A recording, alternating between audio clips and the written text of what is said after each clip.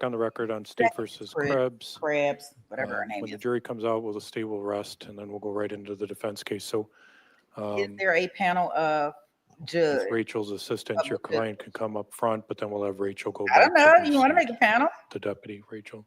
So Rachel, if you want to assist the defendant, you can have a seat up at the witness stand. Okay, it looks like they're gonna be bringing the jury back in. They are gonna rest. It looks like she gonna wobble. She about to wobble with her shackles up to the stand, one leg in front of the. Okay, got a little wobble. All right, you can have a seat. Got her Ms. Krebs. tissue up there. That's a good sign.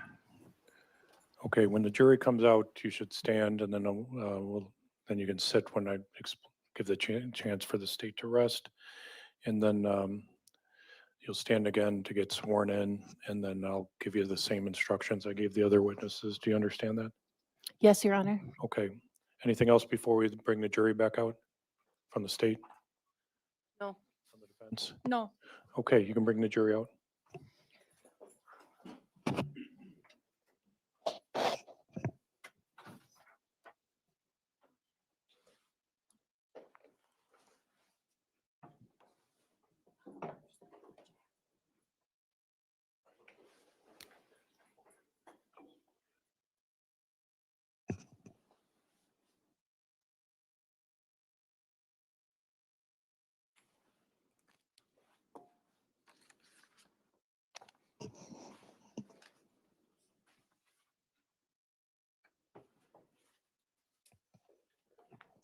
Okay, all rise for the jury.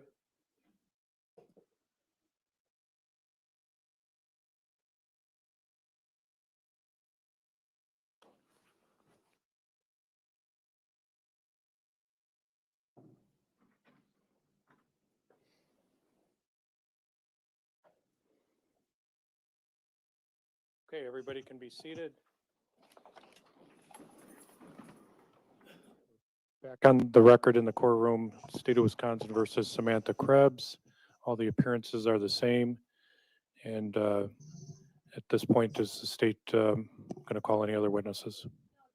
Rest, and I believe all of the exhibits have been received by the court, and then we also discussed the additional stipulations regarding the evidence. Okay, and then the defense is now available to call their witnesses. And who's your first witness? Samantha Krebs. Okay, we'll have Ms. Krebs stand and face my direction and raise her right hand. You do solemnly swear that the testimony you shall give shall be the truth, the whole truth, and nothing but the truth, so help you God? Yes, I do. Please take a seat. Like name for the record. Samantha Krebs, SAMANTHA KREBS. Okay, Ms. Krebs, similar to some of the things I've told the earlier witnesses, I'm going to go through the same with you. You're obviously a witness here under oath, so you're going to get questions from first your counsel and then from one of the prosecutors. We're not in a hurry. Take your time. Whether we get through your testimony this afternoon or if it spills over to tomorrow, don't worry about that. We've got plenty of time, and we don't want to be in a hurry. So don't feel rushed in any way. When you get a question, listen closely to the question. Make sure that it's fully out before you answer. When you get the question, only answer within the scope of the question. Don't volunteer anything extra. If the attorneys on either side want anything extra, they'll ask you a follow-up question. Do you understand that? Yes, Your Honor. All right. As I mentioned to the other witnesses, the chair you're on is on wheels, so you can move back and forth to stay close to the mic as needed. The mic is flexible, just like mine. As you kind of notice at times, sometimes there's a little pause if you drift away from it, or if you can't hear your voice project through the mic, through the sound system, you may have to repeat your answers. Do you understand that? Yes, Your Honor. If at any point there's an objection, hold off on your answer until I rule on the objection. How I rule on the objection may dictate whether or not you have to answer or not. At any point, if you need any additional water beyond the bottle of water you already have, the bailiff to your right, who will be back in his seat soon, will give you an extra bottle of water as needed. He'll bring that over to you. you noticed during some witnesses, they were presented with documents or sometimes recordings were played during their testimony to refresh their recollection and remind them of maybe some things that happened months or years ago. Not sure if that's going to happen during your testimony, but if it does, when something's presented to you, take your time and review it, whether it's a document or of audio or video. And then the attorney is supposed to follow up and ask you if that refreshes your recollection. So don't read anything out loud off the documents unless the judge directs you to do so. Do you understand that? Yes, Your Honor. All your answers need to be verbal, not any shaking of the heads or nodding of the heads. And do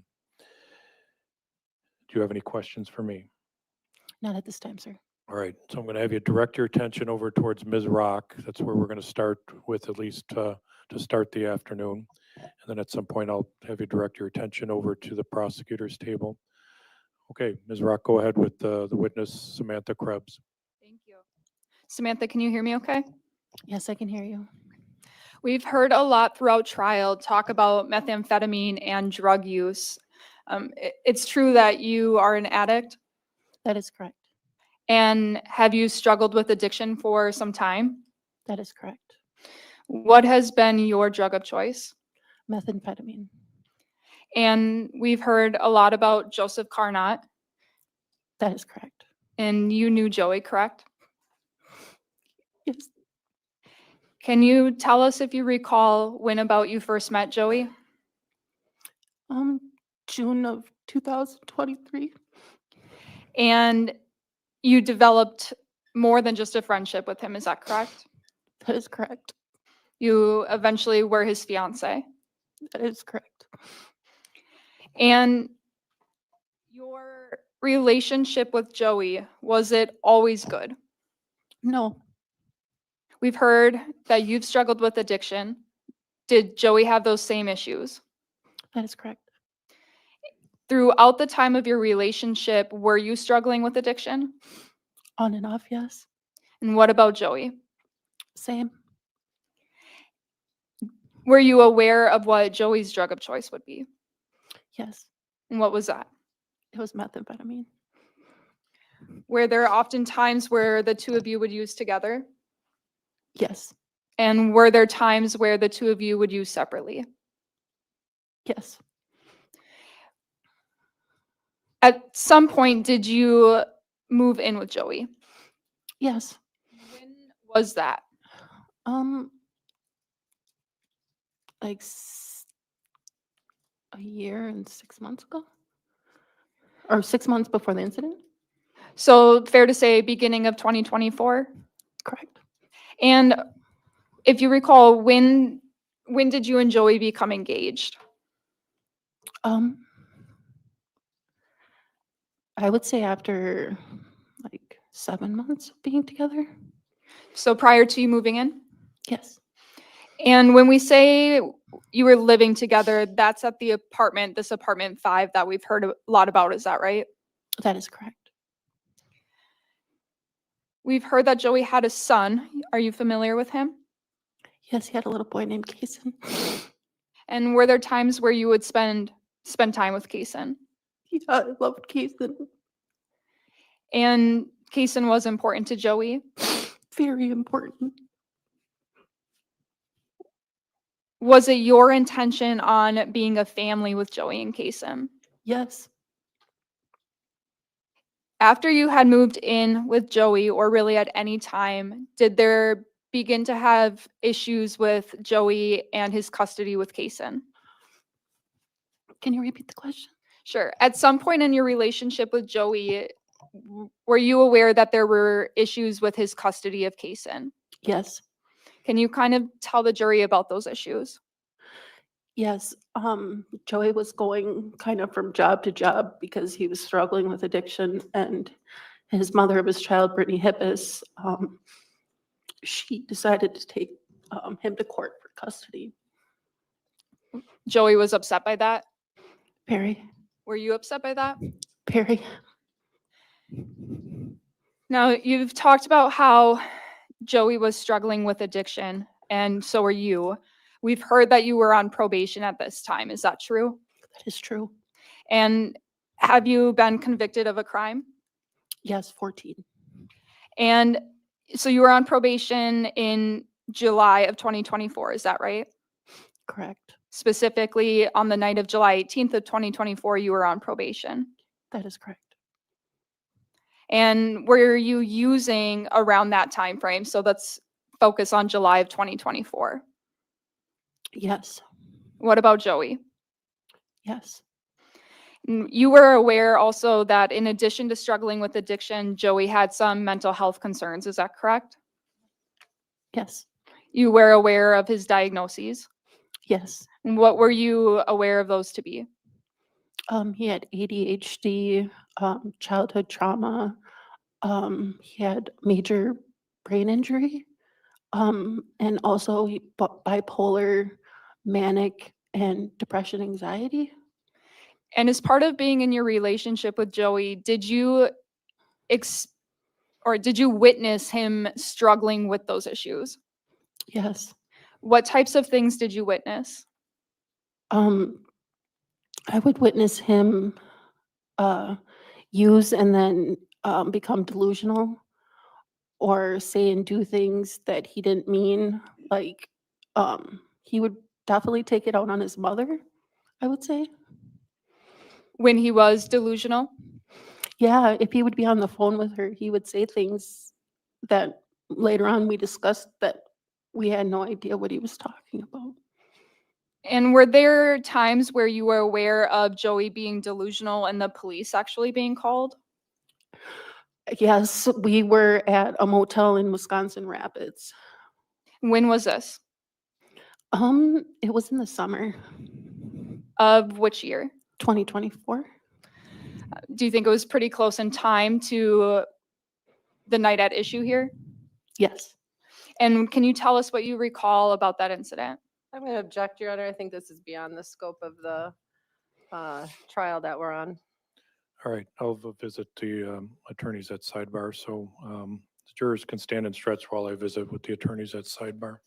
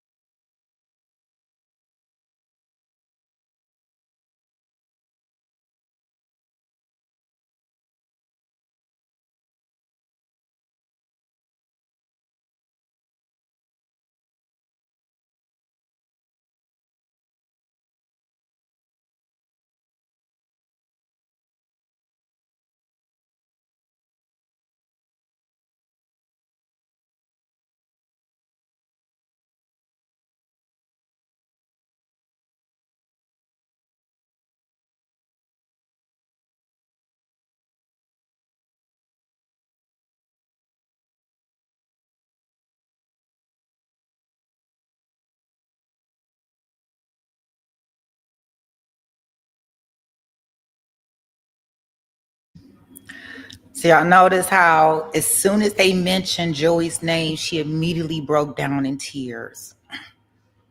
You can hear it coming from the pit of her stomach. Maddie, are you watching this? Because I need you to understand how you do this. So as soon as she mentioned Joey's name, she immediately broke down in tears, right? She has her tissue there. Anytime they mention Joey's name, she's gonna cry, guys. It's perfect. She definitely knows how to follow directions. Like she's about to start crying now. Like she's puckering up her lips. She's getting it prepared, and she's gonna turn to the jury ever so slightly. So ever so slightly, not staring at the jury, but just ever so slightly, just a soft rotation, right? So the judge is probably over there talking, saying, you know, okay, this is a good moment to pause, right? Because she's breaking down, she's continuing to cry. She had to take off her glasses, you know, everything, like so they can see how this is making her feel inside, because her and Joey were meth buddies. That was her fiance. They were on and off. These were things that they were doing, right? So judge said, well, you know, we need to reach a sidebar, right? And I'm pretty sure the prosecution like, look, she's gonna have to get herself together. But we shall see.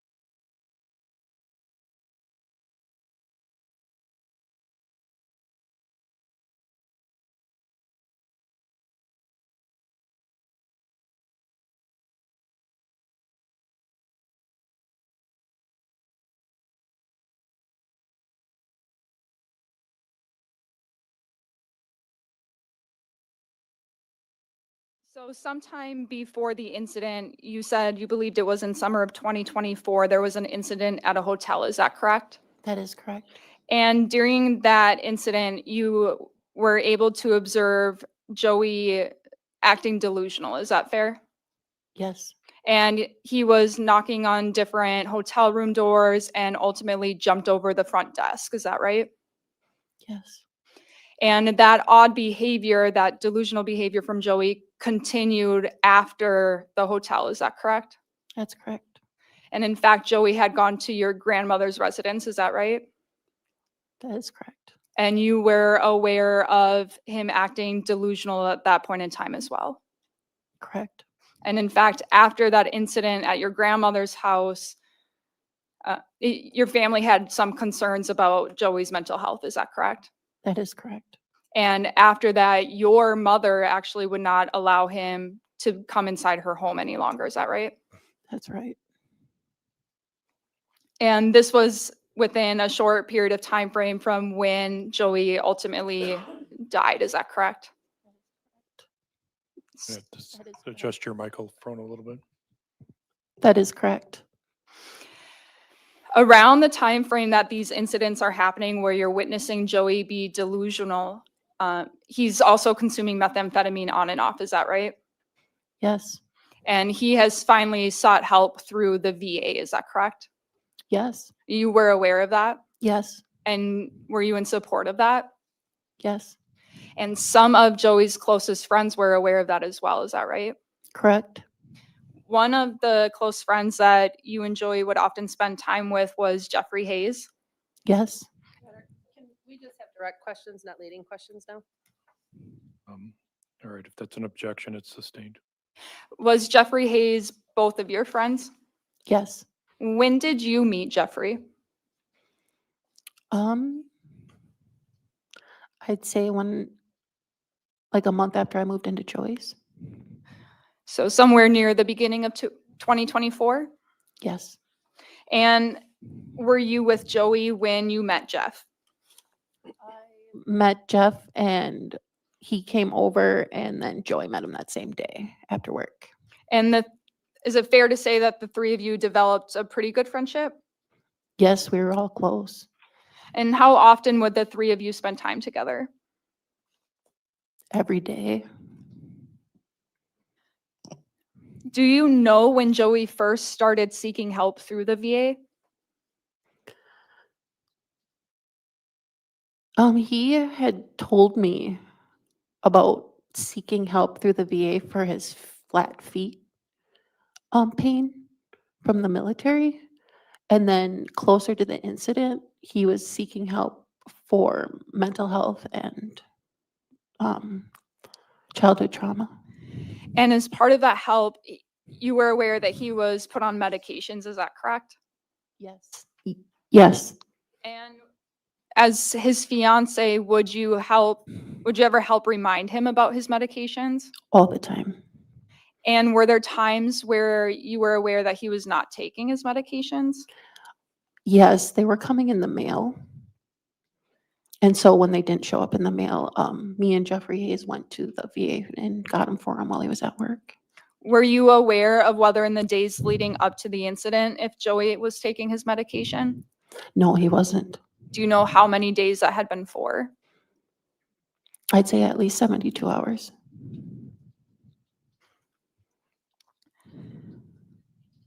In the days leading up to the incident, are you regularly consuming meth? Yes.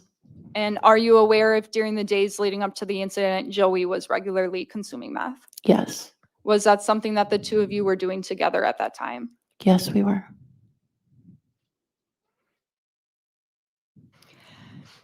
At the time of the incident, what was the custody status that you were aware of that Joey had with Kaysen? He was supposed to see him every Wednesday and every other weekend. Was that happening? No, she had stopped all visits despite the court order. Were you aware of there being any upcoming court hearing to address the custody issue? Yes, we were getting ready for a custody hearing. Do you recall when that hearing was supposed to take place? I had bought an address already, so I figured it was within a week or two.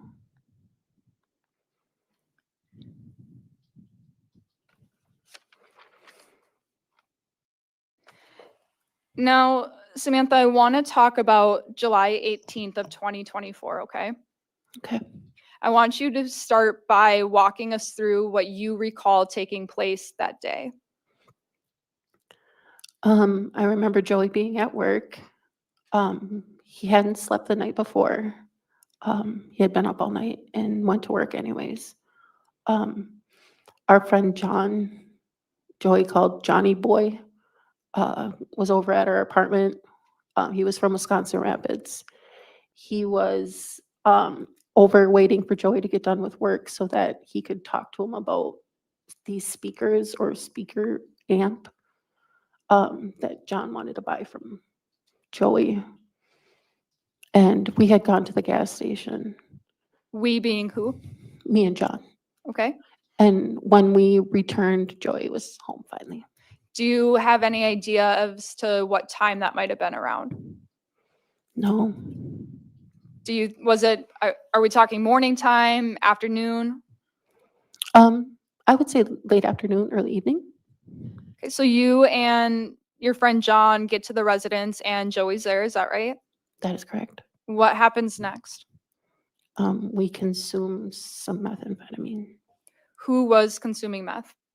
Me, John, and Joey. And what happens after that? Joey was starting to get really irritable because he wanted more. John had left at that point, and Joey went into the bedroom.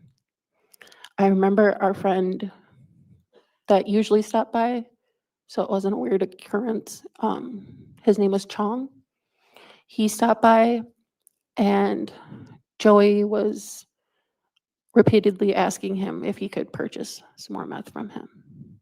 So at this point in time, now your friend John has left and it's you, Joey, and Chong at the apartment. Correct. If you know or have an idea about what time is it at this point. I think it's around supper time. And at this point in time, or do you recall when you would have first spoken to John Pfeffer on that day? I had talked to John earlier that day. And at this point in time, John Pfeffer is a friend of yours, is that right? Yes. Yes. Was he also a friend of Joey's? Yes. The three of you would often hang out together, is that right? Yes. Was that primarily to use drugs? Yes. So you spoke to John Pfeffer earlier in the day on July 18th, is that correct? That is correct. And at that point in time, what are you talking to him for? We made plans for him and this girl he was picking up, I think around Hancock, he said. He said he on again, off again had dated her, and I said I didn't want to meet anybody new. And he insisted that I meet her, that she's a good person. And I said, okay, bring her over. We could play some cards. So now let's fast forward to this time where it's you, Joey, and Chong. Tell us what happens. So I think Joey was on the phone with his uncle, or I'm not sure if he purchased some meth before he got on the phone with his uncle, or if he talked to his uncle and then purchased the meth. I'm not sure how that went. But he started in on texting me weird things. So you are both in the apartment? Hmm.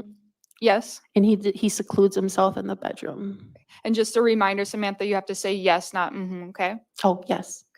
So, and I'm sorry, so Joey's in the bedroom? Yes. He gets really paranoid when he gets high. So he automatically thinks that people are trying to set him up. And so if Joey's in the bedroom, where are you? I'm in the living room telling Chong that he probably should leave. And did he leave? Yes, he did. So at that point in time, it's just you and Joey at the apartment. Yes. Do you have an idea as to what time it might be about now? It's getting to be dark. Did you have an idea as to what time John Pfeffer might be showing up at your apartment? He said he was going to come over, but he always takes the scenic route, So he's always a bit later than expected. always. So on this evening now, Joey is texting you from inside of the bedroom. What happens next? Basically, he was texting me that he wanted me to split. I think he kept saying a bowl and split, and I was confused by that. So I asked him what he meant. He wanted some of my prescription Suboxone, and he would often, if I didn't give it to him, he would just steal it from me anyways. So Where did you keep your prescriptions? under my side of the bed. So in the bedroom that Joey was in. Yes. And so you're still in the living room, is that right? Yes. And fair to say you don't know what Joey was doing inside of the bedroom, No. besides texting you some things. Yes. Tell us what happens next. So he comes out of the bedroom and he's obviously high. He's really super hyper at this point. And he was saying how he's going to go to the bar to meet Ba, which I think he says when he's actually going to go receive Ba's pee so that he can pass a UA. And then he was going to go do something and give his Uncle John a ride. Did you want him to meet up with his uncle? I told him that I thought it was a bad idea that he leaves the apartment with the state he was in. And what is your main concern at this point in time? The hearing coming up for custody. So you were concerned about Joey maybe losing custody if he did something stupid. Yes. Do you tell that to Joey? Yes. And then what happens after that? John calls and he tells him that he's not going to meet up with him. And we've got a lot of Johns involved here. So when you say John calls, John Carnot, and that would be his uncle. his uncle. Okay. And just so we're all clear, so John the uncle calls and Joey says he's not going to meet up with him. That's correct. Okay. So what happens next? So I was in the bathroom and Joey burst in and kind of like startled me, pushed me back a little bit, and I was always knocking over this waist-high shelf. I just put it in a bad spot. And he was saying things like accusing me of using without him and that he thought I had drugs stashed somewhere in the bathroom. And I was like, that's not true. You're the one that has the drugs right now, you know? And he's like, well, I have to use the bathroom. So I was proceeding to leave the bathroom. And I was like, wait, I need to grab my phone. And he already had slammed the door and my hand kind of caught in between the door and the door frame. It wasn't on purpose or anything, but Okay. So do you ultimately retrieve your phone? yes. And what do you do next? After I hear Joey start talking about his mom, which he usually brings up, this angel person that doesn't exist that I know about or have heard anything about. He is convinced that his mother has slept with this angel person and that is his real father. And he's really upset and emotional over the fact that his real dad isn't his real dad. And he goes into like this cycle. So fair to say you were starting to observe behavior that you have observed in the past. Yes. And this would be the type of delusional behavior you would witness. Yes. And fair to say you would witness this when Joey was high. Yes. Would this type of behavior be more common when Joey was not on his prescriptions? Yes. So you start noticing this behavior, it's becoming obvious. What do you do next? I go out in the living room and I sit on the couch. I try and call John Pfeffer about 4 times because I know he's on his way over. And I'm obviously not going to invite people over if Joey's acting this way. It's not going to end well. So I try calling him. I probably called him like 3 or 4 times. Did you ever connect with him? No, he never answered the phone. And let me just ask you, Samantha, Joey's acted like this in the past, is that correct? Yes, Were there times where he would start acting like this and you would decide to leave the apartment? often. And did you make that decision to do so that night? Yeah, that's why I was trying to get a hold. Yes, that was why I was trying to get a hold of John Pfeiffer because I was going to have him just pick me up instead of them come in. So we know that you aren't able to get in touch with John Pfeffer at that point in time. What happens? Joey carries on. I told him he should go in the kitchen and have some pizza, thinking maybe it would sober him up a little bit. He's continuing to talk about how he's going to lose this job. He talks a little bit about his childhood trauma that he had, and his fear of how the same trauma was being repeated to his son by his mother of his son's boyfriend. And so I was like, after I heard these same loops that he starts to go into, I know he's just going to get more agitated and more crazy. So I told him, Joey, I'm too tired for this today. I'm leaving. I'm going to go over to Jeff's. You can meet me over there if you decide that you're going to calm down because I'm not dealing with this tonight. I've dealt with this over and over, and these psychosis or manics, whatever episodes that he would have would last anywhere from 12 hours to 72 hours. And I was just at the point where I just separated myself from him at that point. I didn't know how to calm him down. So at that point in time, Samantha, were you able to leave? No, I was actually putting on my sandals when he threw something across the living room at me. So you're in the living room at this point, right? Yes. Okay, where in the living room are you? I'm sitting farthest on the couch, closest to the lamp, facing like where the TV would be. And would that be farthest from the kitchen area? Yes. And where's Joey? Joey's in the kitchen. So you're putting on your shoes. Tell us what happens. Joey told me that if I leave, that he's gonna kill himself.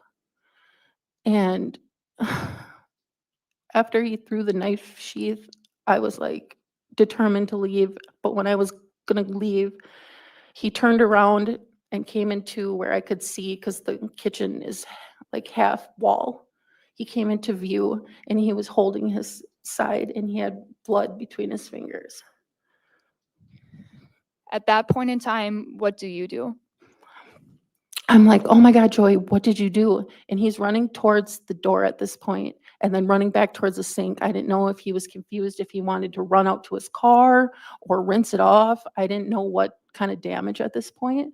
So I tell him to lay down, and he lays down with his head towards the sink, his feet towards the door, and I grab as much paper towel from underneath the sink and I start holding it on where I see is a cut. And let's talk about that, Samantha. At that point in time, Joey's wearing a shirt. Is that correct? A blue shirt, yes. What actually are you able to observe? Just blood on the shirt. Was it a lot of blood? Yes. Did it appear to be gushing out of him? Yes. And you have him on the ground, is that right? Yes. Are you actually able to observe the wound itself? I actually didn't observe the wound yet, because right when I had him down and was holding pressure on it is when my door buzzer rang. So you get Joey down on the ground and you're holding pressure.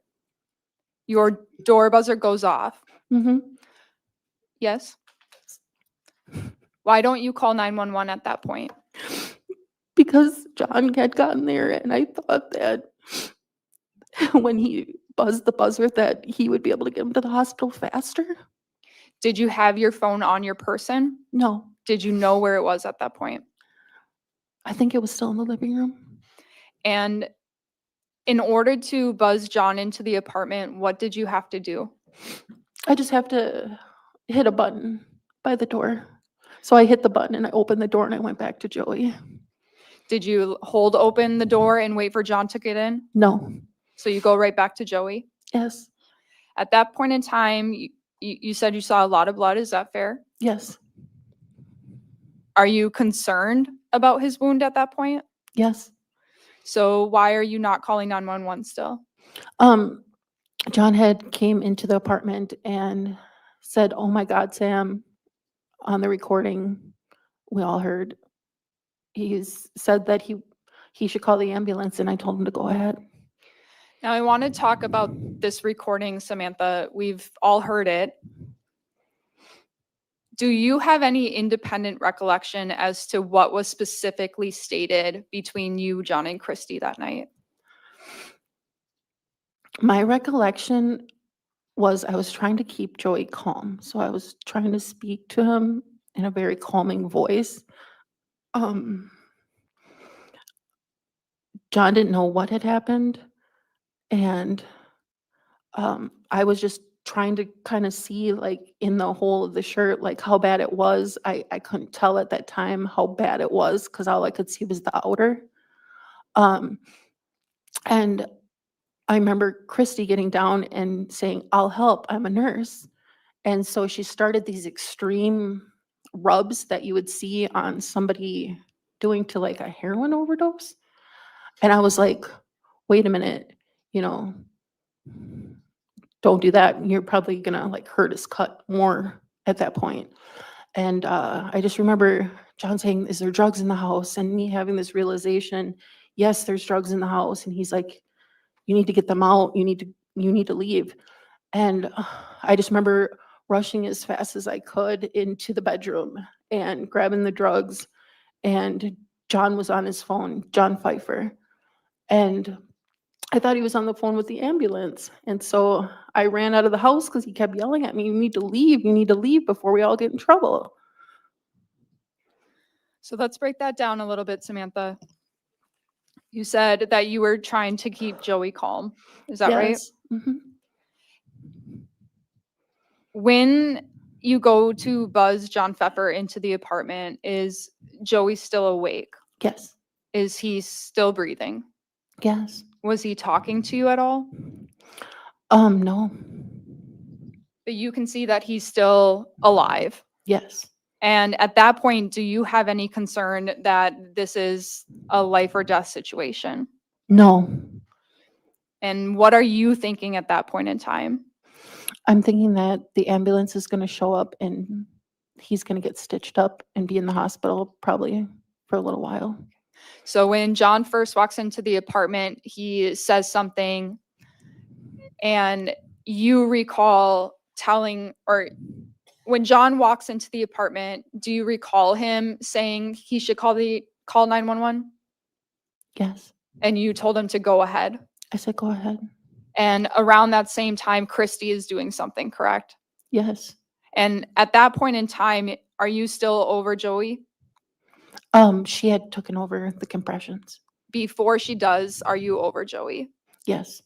And so when she goes to take over, you kind of tell her, hold on a minute, it's right here. Yes. Do you recall saying that you didn't believe it went through an organ? From what I saw, And so that's what you would have reported to Christy or to John? I think both.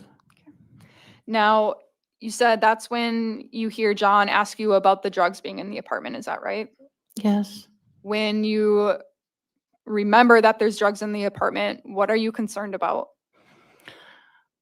Joey losing his son, all of us being on probation, the cops coming into the apartment, A lot of different things, fair to say. a lot of different things. Yes.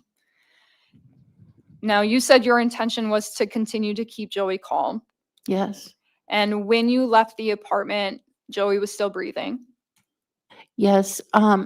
He seemed like he fainted, is what I thought. I'm not a nurse. And at this point in time, are you aware of everything that Joey might have consumed as far as substances that night? I know for sure he had Adderall in his system. I don't know how much. He always took more than he was supposed to. Meth, probably Suboxone. But you weren't sure about that, is that correct? Yeah, I wasn't. You just had a concern that he may have. Yes. And when you've witnessed Joey take your Suboxone in the past, what really happens to him? When Joey takes my Suboxone, he nods out like somebody would on an opiate. Now, Samantha, the one other statement that we've heard a lot about is a statement of somebody on that recording stating, "What do we tell the cops? That he just fell on a knife?" And those might not be the exact words, but do you recall hearing that? I recall hearing that, yes. Do you personally recall stating that on that night? No, If that was you that stated that, why do you think you would have said something like that? because the last thing I wanted to do is make Joey think that I was going to get him in any trouble, like where he get locked up, What? like in a mental facility. So you had concerns that if you had reported what happened, Joey might have some type of consequence for it. Yes, but then I changed what I said, and I told John Pfeffer to tell the police that he did stab himself. And would you have said that right before you left, or when did you say that? Yes, right before I left. Now, before you leave the apartment, are you having any type of conversation with John Pfeffer where you are asking him to do anything for you? No, Did you know at that point in time that John Pfeffer was going to report to police that you had not been at the apartment? no, Was it ever your intention for him to do so? no. What was your intention by leaving the apartment that night? My intentions were to get the drugs out of the house and then to call John's phone and meet Joey at the hospital. Why did you think that Joey would be going to the hospital? Because JP, should I just call him that? Is that okay? And that would be okay. So if you say JP, you are referring to John Pfeffer? John Pfeffer. Okay. Because JP said that he was calling the ambulance. And I just want to make sure that I heard you right. When you leave the apartment, you had seen JP on the phone with somebody. Yes. Did you know who he was on the phone with? He told me the ambulance. And that's what you believed? Yeah, I trusted him. Now, when you leave the apartment, where do you decide to go? To Jeff's. Why did you make that decision? Because Jeff has been an advocate for Joey's mental health ever since they met, because they're both military. Fair to say that you thought Jeff might understand what was happening? Yes. Did you go there with the intent to have Jeff cover anything up for you? No. Did you ever ask Jeff to cover anything up for you? No. When you first get to Jeff's house, or when you're going there, did you have any intention of staying there? No. What was your plan for that night? That I was going to go meet Joey at the hospital. Now, at some point after you leave the apartment, do you recall calling Joey? Yes. Now, if Joey was passed out on the floor, why did you call him? I called his phone because I figured either JP or Christy would answer. And did they? No, nobody answered.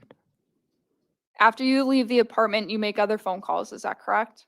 I called Jeff, Why did you call Jeff? so that I wasn't like disturbing him because I was coming over abruptly. And was it common that you would do that? Yes. Would it be common that you would let Jeff know that? Yes. Now, do you recall arriving at Jeff's place? Yes. Can you tell us what you did when you got there? I told him that I had some pretty intense news, that we should talk inside, and then I don't remember what he said to me, but we walked inside. So when you're outside of the apartment, are you sharing anything about what happened that night? I might have told him that it was serious. It had to do with Joey. But you had asked to go inside. Yes. And at some point when you are inside, do you make other phone calls? Yes, I called JP And why did you call JP? because I wanted to see if Joey was on his way to the hospital. And did you make a connection with JP? Yes, he answered his phone. And what did you learn during that phone call? He told me that the police were at my house, the fire truck, the ambulance, the police officers were all there. He told me that he had told them that I was at my friend's house or on my way to my friend's house, that I hadn't been there. Prior to talking with JP and him telling you that, did you have any idea that he was going to report that you were not there that night? No.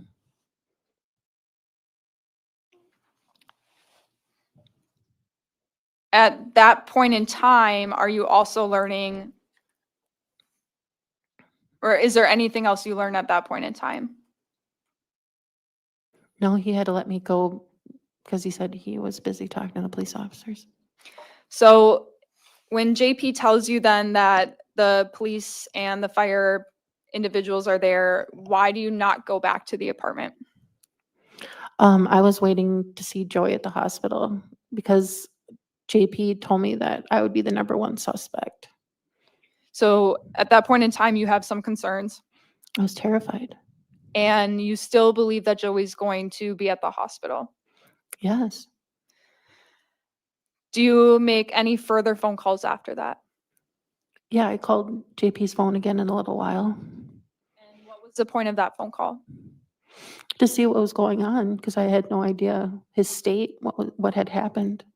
And during that phone call, are you talking just to JP?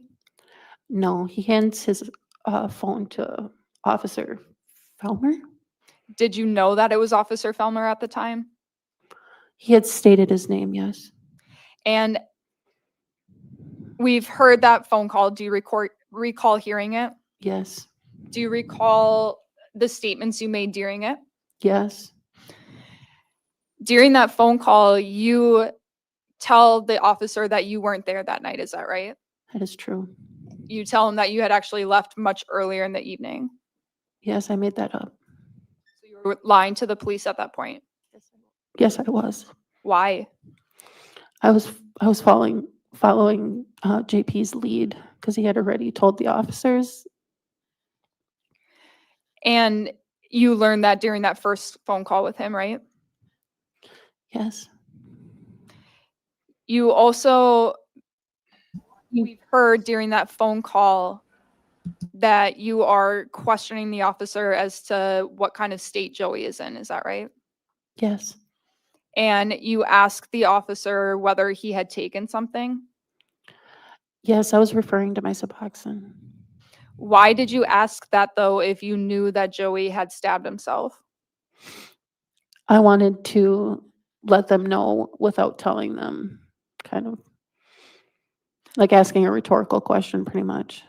So is it fair to say that you had a concern about what he had taken? Yeah, I know that Suboxone is an opiate blocker. So if they were trying to give him anything for the pain, it wouldn't have worked.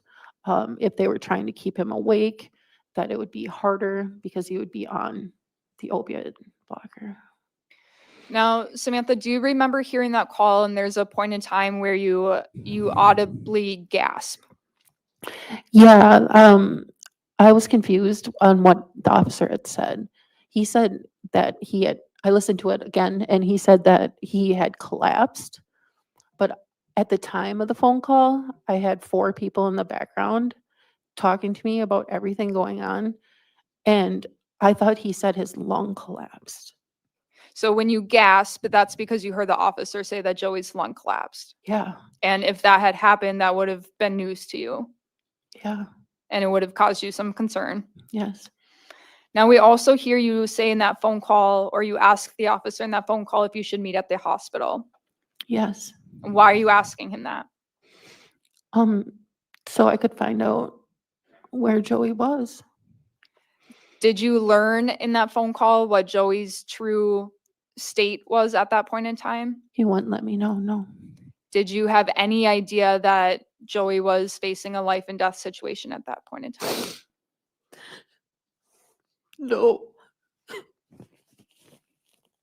At any point that night, Samantha, did you learn that Joey had passed? No, we just kept calling all the hospitals. So you were trying to find Joey. Yeah, I had Chuck and Chris Putnam helping me. And at any point in time, were you trying to find out more information from JP? I think I might have called his phone, but no answer. So after that phone call where you're passed over to the officer, did you have any further contact with JP that night? No. When was the next time that you saw him, if you recall? He showed up at Jeff's house When was that? the next day. We've seen as part of an exhibit, Samantha, a text conversation that you had with somebody named Peyton. Yes. Who is Peyton? Peyton would be Joseph's cousin. And in that conversation, are you telling Peyton the truth? No. Do you recall what you told him? Something about a cut and Joey's state of mania and the cops being there. You recall telling Peyton that Joey had been manic? Yeah. Do you recall telling Peyton that you had left because of that? Yes. And that you were told that he had cut himself? Does that sound right?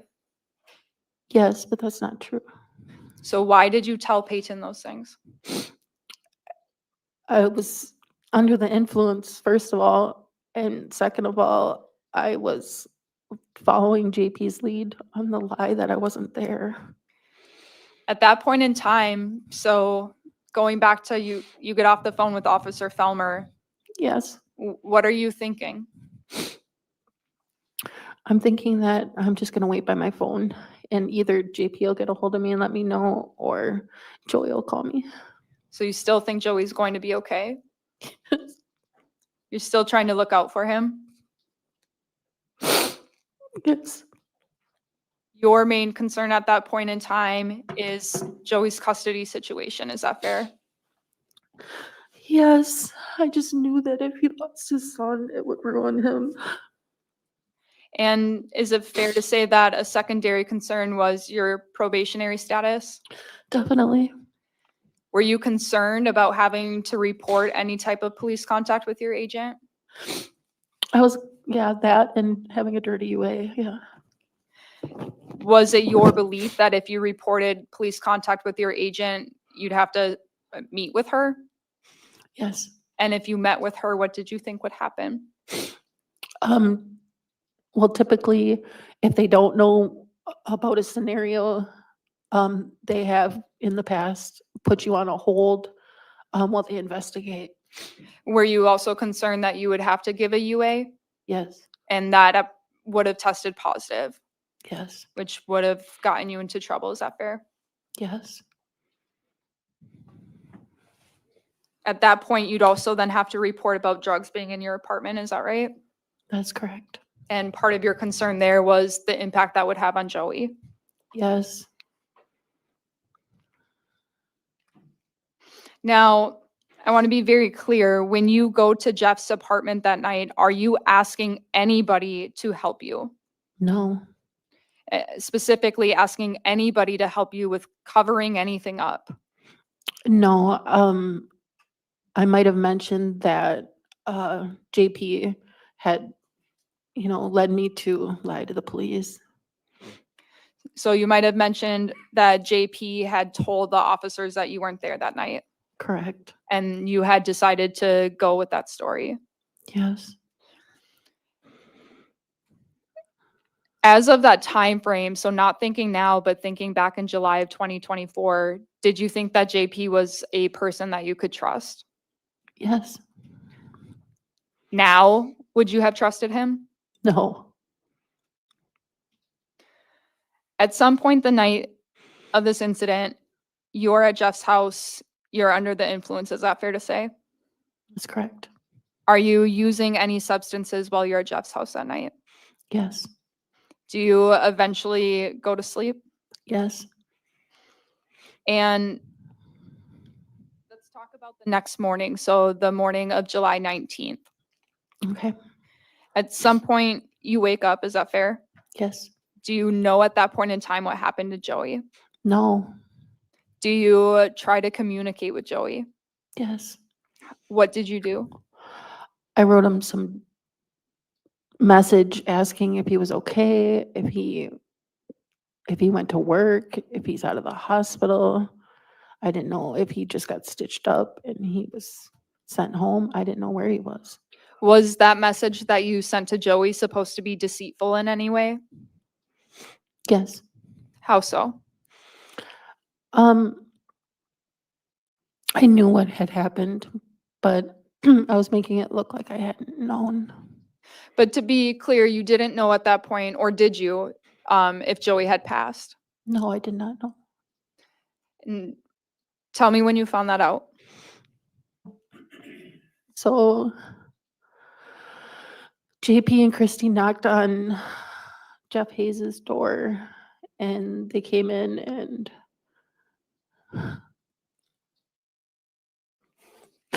he told me that they had been in the investigators being investigated all night long and they were told that Joey didn't make it. I'm sorry. Take your time.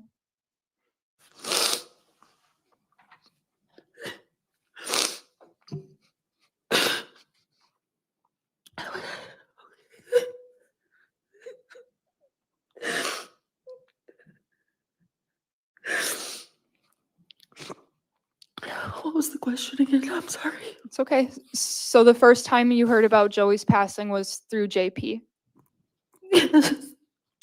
Yes.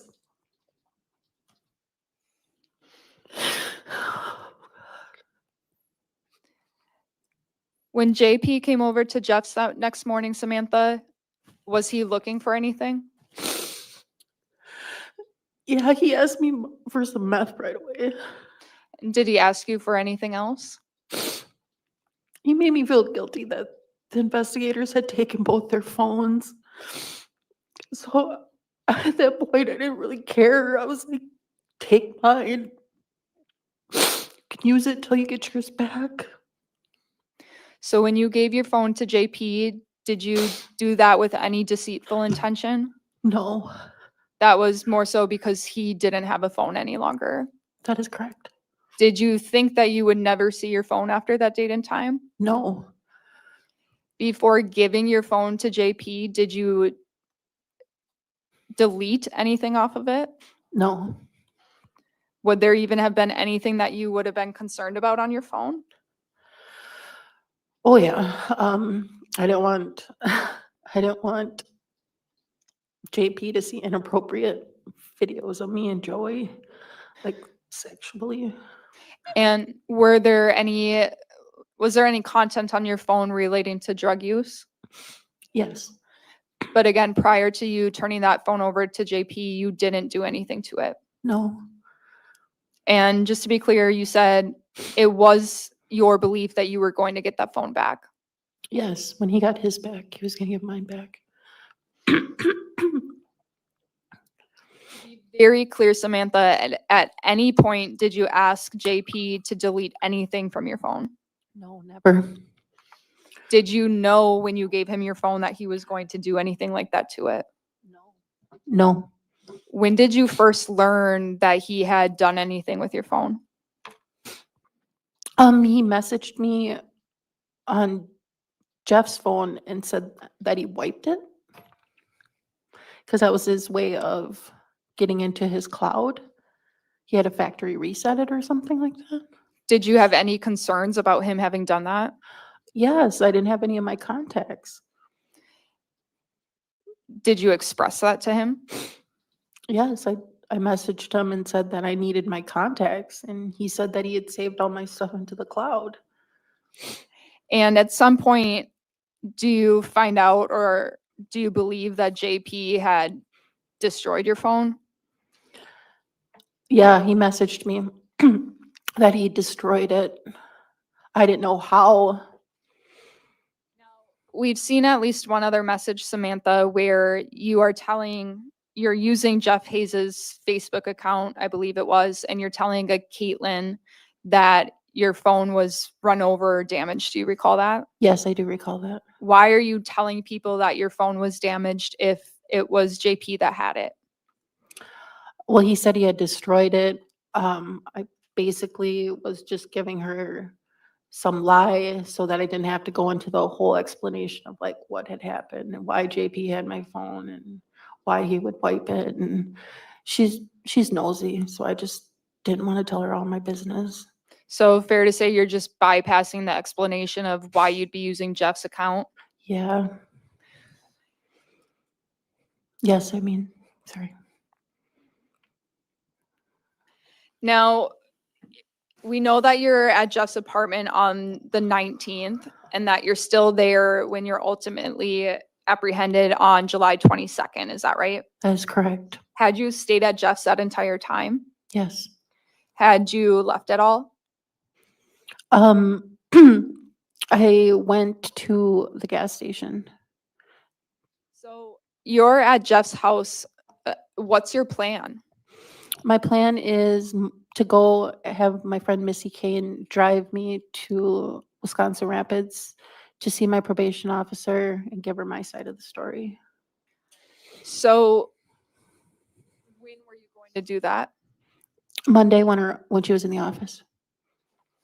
And we know that you're apprehended on Monday. Is that correct? Yes, And you're apprehended once you're walking outside. Is that correct? that is correct. Where were you going at that time? I was walking out to Missy's van. And what were you going to do? I was going to tell her to come in while I got ready to go To go where? to Wisconsin Rapids, to my probation office. Now, we saw a couple of photographs of yourself when you were prior to photographs having been taken of you. Do you recall those? Say that again? We saw some photographs of you Mhm. prior to when some invasive type photographs were taken of you.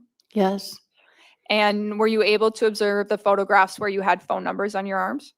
yes, Were those phone numbers already on your arms prior to you being apprehended? yes. Why were they on your arms?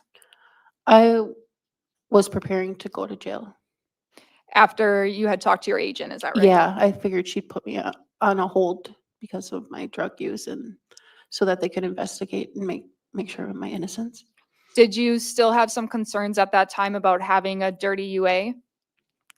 Yes, slight. We know that you had at least used on July 18th going into the 19th. Is that correct? That is correct. Now, when you are at Jeff's apartment, are you doing anything in preparation for this meeting with your agent? Yeah, yes, I wrote down to my recollection the events from the night before so that I could have an accurate description so that I could tell her what really happened. Why did you feel the need to write that down? I think my guess would be so that I didn't forget anything. Were you trying to write it down in a fabrication of anything? No, Did you have any deceitful purpose behind writing your statement down? no, It was essentially your intention to provide that to your agent, is that correct? that is correct. And as part of being on probation, is it normal for you to give statements like that to your agent? Yes, uh, yes, It's normal? yes, it's normal.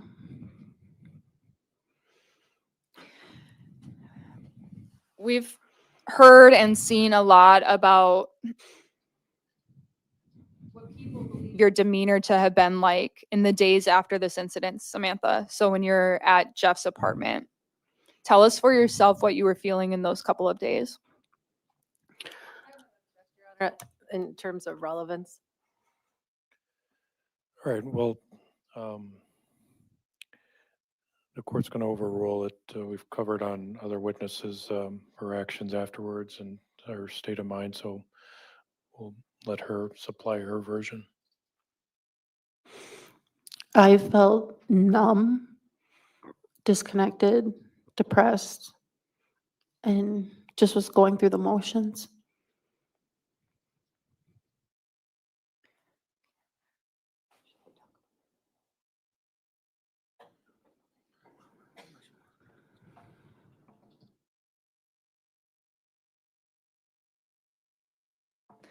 Now, Samantha, when you first get to Jeff's that evening, are you bringing anything there with you? I think I had a bag, my phone, the drugs, my cigarettes, a vape. What about clothing items? No, It's true that when you're at Jeff's, you do change your clothes. Is that correct? yes, I had really short pink shorts on and I was surrounded by men. So he gave me some longer to feel more comfortable in. And eventually your top changes too. Is that correct? Yeah, he gave me a big t-shirt so I could sleep in it. Do you know what happened to the clothes that you were wearing when you got there? To my recollection, they went in the dirty clothes hamper. And is that the last that you would have seen them? Yes. As far as these sandals that we have seen, are those the sandals you wore when you arrived at Jeff's place? The pink Nike ones? Yes. Yes. And is that for the most part, if you recall, what you continued wearing for footwear? Yes.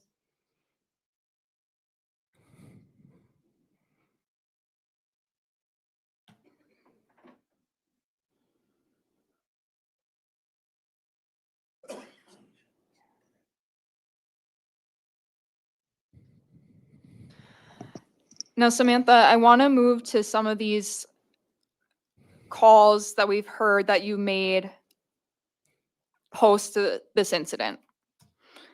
One of the phone calls that we heard was a call between you and your mother. Do you recall that?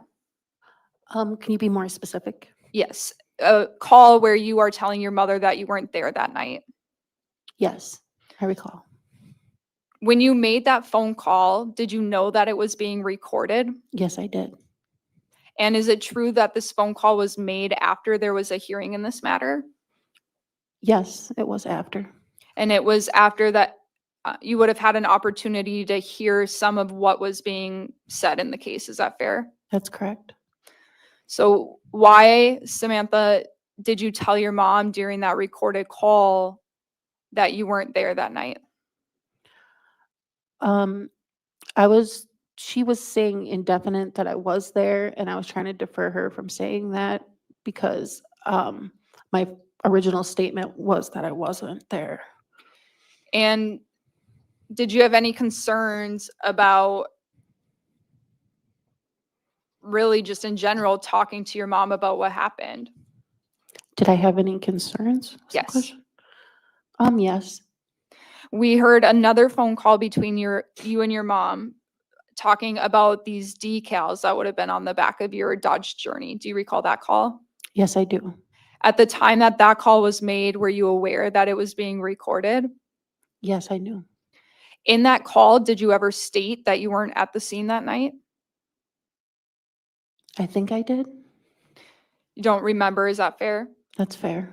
Do you recall telling your mother that there were no decals on your car?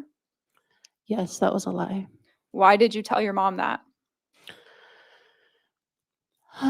Because Jeffrey had removed them.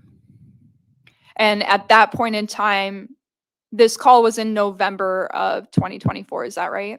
That is correct. And by that point in time, had you learned that Jeff had done that? Yes. Did you ever ask Jeff to do that for you? No. Did you ever ask Jeff to cover anything up for you? No. He said that he needed to move my vehicle out of his spot into a visitor's spot. Then I gave him my keys. And is that the most that you knew about the vehicle? Yes.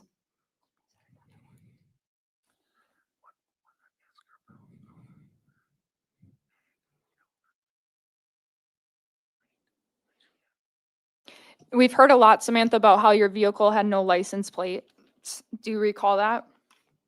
I went to the DMV and they gave me temporary plates that you put on the inside upper window. And as far as you know, those temporary plates were in your vehicle that evening? Yes. Do you know what happened to them? No. Did you do anything to them? No. And you had normal plates on the way? Yes.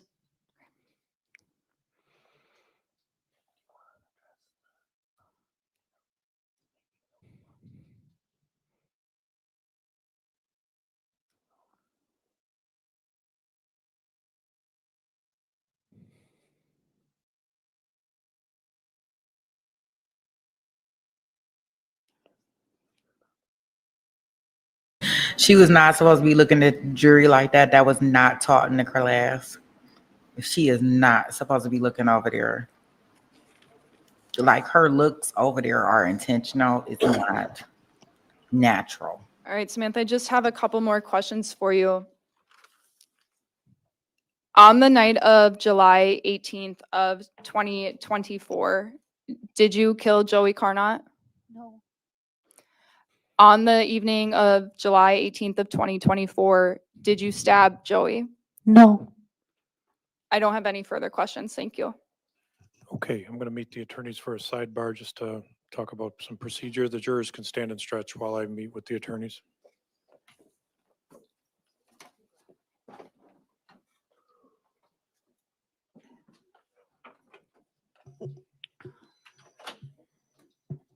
Yeah, so just a couple of points just for guys that are, taking the Take It to Trial cry class. When you are crying, it's not that you're not supposed to be emotional. It's not that you got to do it on cue, right? But you cannot be peeking to make sure that the jury is looking at you do your cries. It has to be natural. Like, and I don't know if y'all caught it in that last one, she was just kind of like, she wasn't being asked a question. She wasn't answering a question, but she was steady staring at the jury. So that's incorrect. What she should have been doing is at that point in time during the next question, she should have been kind of like still in her emotional mode and hyperventilating, right? Still with the tears, the sniffles, even I thought it was a good job of her actually taking her shirt and blowing her nose all up in her shirt. Like, perfect. Kudos. Like, let them know that you cannot handle not a moment of this. Let them know that this is not what you wanted. This is not your intent. You are not that type of girl, right? So just some strong points that I want to bring out in regards to the cry. So just so y'all know, and just some things that she shouldn't have not done. So yeah, she just stared at the jury too many times, like, especially when she didn't have to. Like his last stare, that's definitely not part of the class.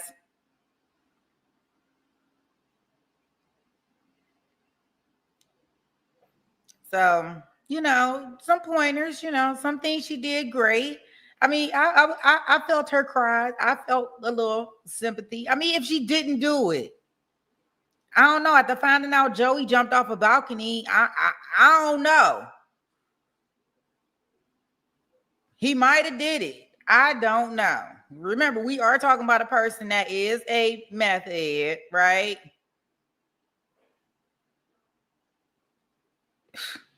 I mean, and he jumped off a balcony. We do have that in documentation. Like, who just jumps off a balcony? I don't know.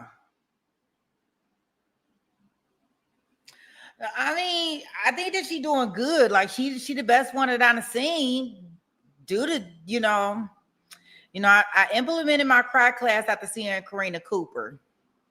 Y'all know our girl Karina. So I implemented this cry class after that.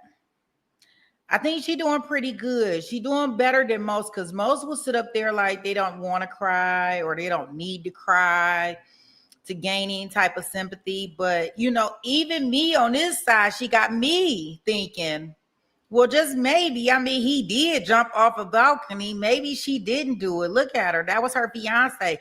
They were drug buddies. They were together. These were things that they were doing. Right? They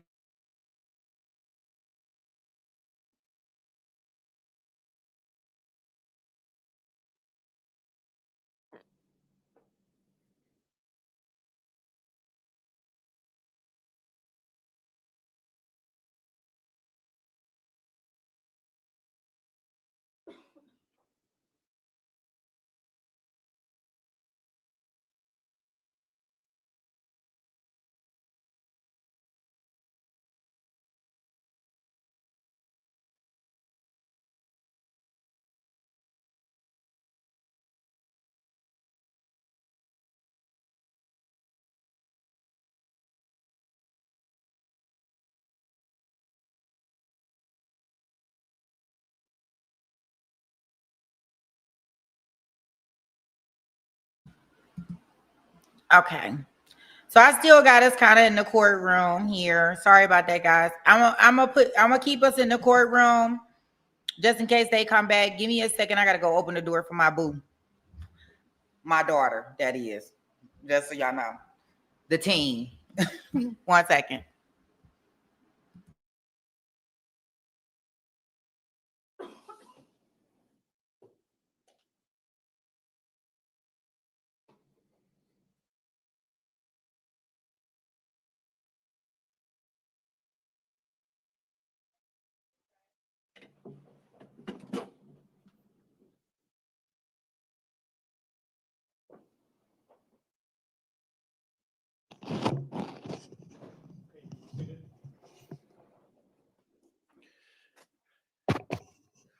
All right, we'll have the witness stick in the witness chair, and it's about 4:35 p.m. So I was trying to map out with the lawyers, just kind of a timeline on things still need to be done, and so we're going to break now for the day. We're going to pick up tomorrow with the same witness.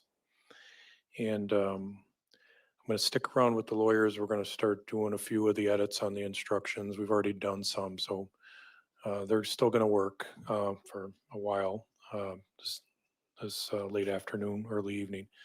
Just so when we do some things tomorrow, I'm going to try and just be efficient with our allotment of time. So we're going to continue with some witness, maybe one or more tomorrow. We'll wait and see. And so at some point, depending on the timing tomorrow, either way, we're going to give you lunch.